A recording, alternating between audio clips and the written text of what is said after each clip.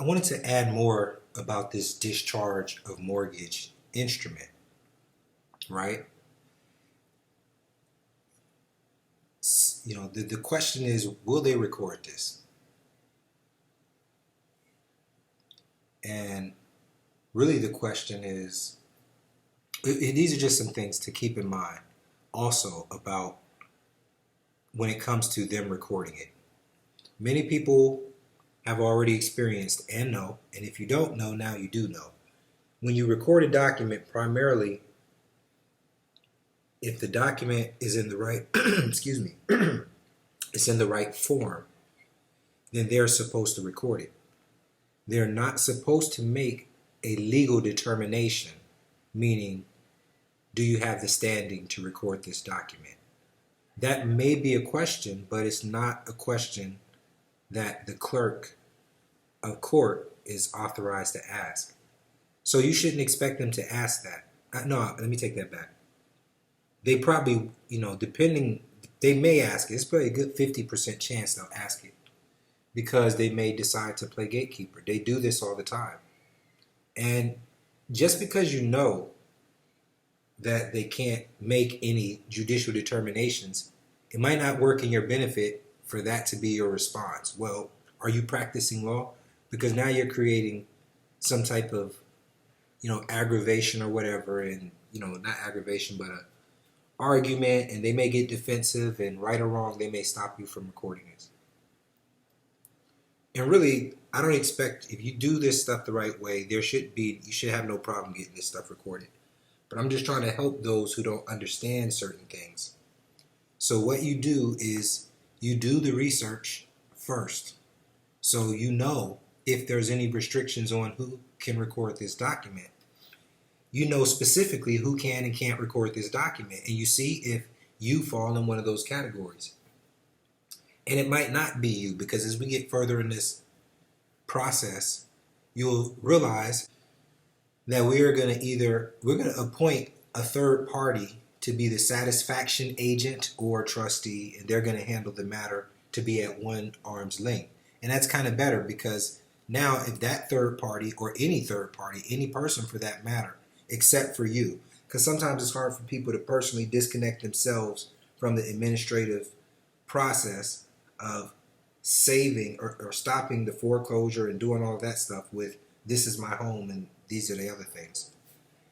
So when they ask a third party, are you the homeowner or the whatever, which is a question they should not be asking you, the third party is like, no, I'm not the homeowner. I'm none of that.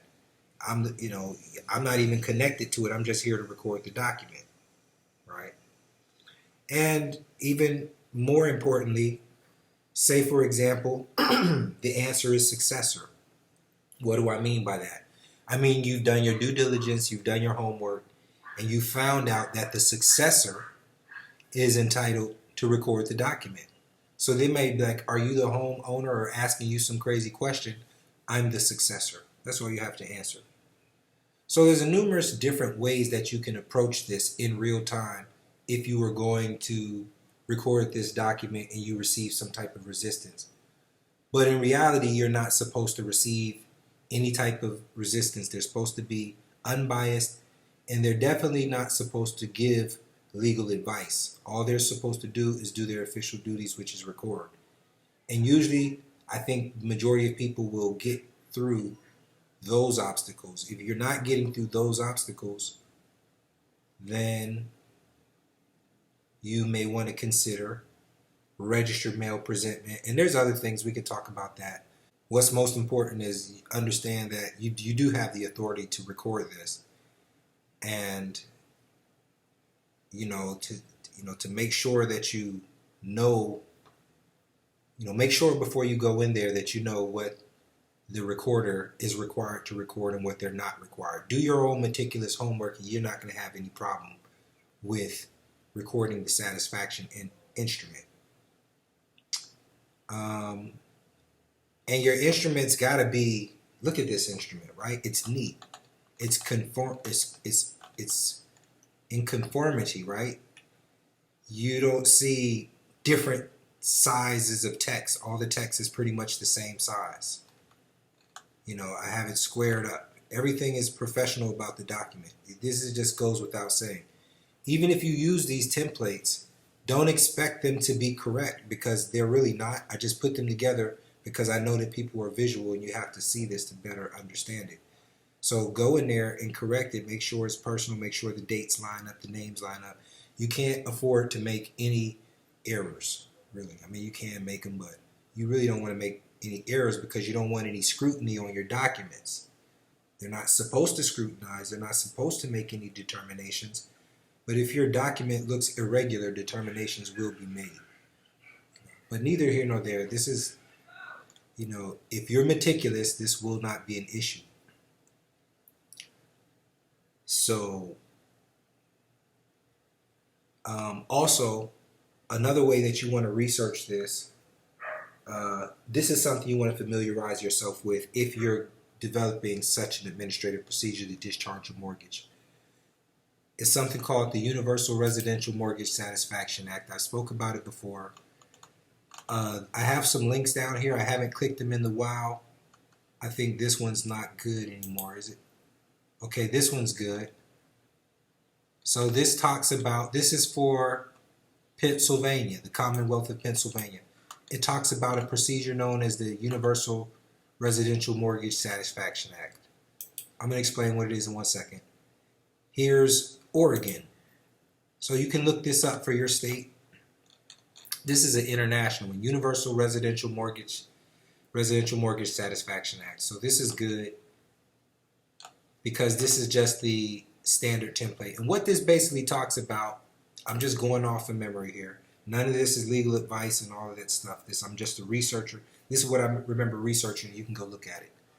The Universal Residential Mortgage Satisfaction Act is this uniform act so that mortgages can be satisfied when the lender or the servicer or all the parties, when they don't exist or they're unresponsive. Basically, a third party known as a satisfaction agent under law of agency and appointments, right? The agent, I believe, is also a fiduciary. Just throwing that out there so you can connect certain dots and things. But you can appoint a satisfaction agent for the purposes of doing this administrative procedure, which ultimately results in a satisfaction instrument being recorded on the record. It's the same thing we talked about, except for this is a specific state procedure that you can follow if it's honored in your state. So all these things melt down to what we're using is a third party. We're substituting and appointing a trustee or a satisfaction agent. Excuse me. We're building it out the way that it needs to be done, and that in part is based on our research.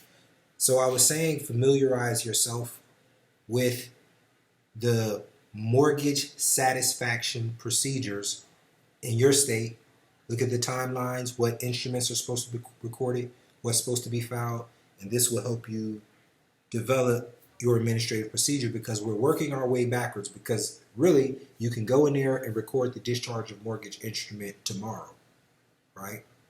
When you go to record it, there is no determinations to be made by anyone. It's if the form is correct, it shall be recorded, and that's it. You're just there to deliver an instrument and pay the recording fees. And if you're not comfortable doing that, you mail it in, with the recording fees and the cover letter, etc. So what we're looking at is what type of administrative procedure do we put together so we can establish the facts or the contract that's necessary, if that makes sense. And it will make sense by the time we get through these videos. I'll repeat some of what I just said in other videos, but I just wanted to hit on these points right now and interject these thoughts because it is, it's important. Also, when you do your research into the procedures of what happens when you send a satisfaction, cancellation, discharge, or whatever the instrument may be in your local city or town, You also want to find out who's authorized to sign it. We mentioned that. What is the capacity? What are the different capacities? Do you qualify for any of those? Does your third party appointed trustee or agent qualify to be in any of those positions? It's just crossing your T's and dotting all your I's. Okay? And let's see. All right. So, yeah, there you have it.